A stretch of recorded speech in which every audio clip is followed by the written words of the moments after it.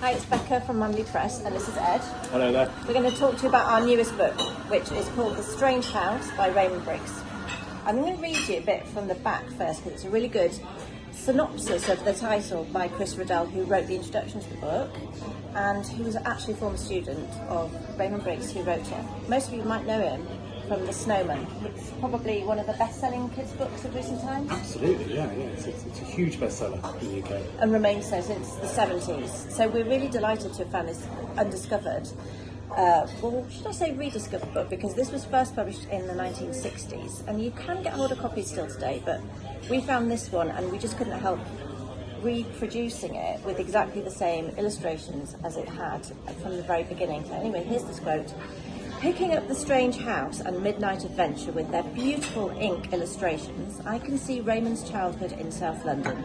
Rooftops, docklands, skylands, railways and trucks taking shape for the first time.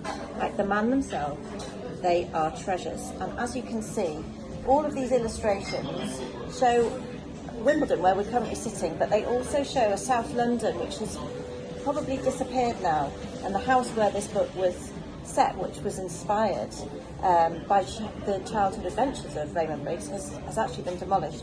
But we can still see, and I'm going to find the perfect illustration, some of the houses and the rooftops here, which show an iconic retro childhood. Now, Ed, do you think that this still has a place in children's literature today? Oh, absolutely does, 100%.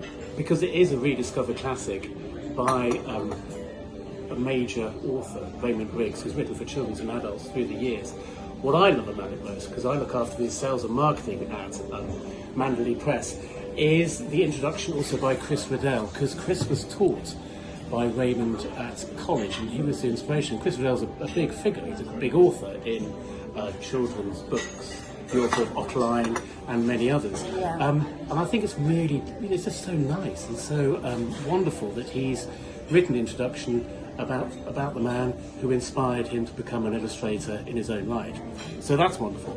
The other rather crass thing I think is wonderful about the book is the gorgeous foiling on the front. So sales and marketing people always come up with the most obvious suggestions, and as we are approaching Christmas, I'm sorry about that, we couldn't resist putting some rather lovely bling on the front. Likewise, I think the end papers are to die for, and absolutely beautiful. So yes, we are very, very excited about the book.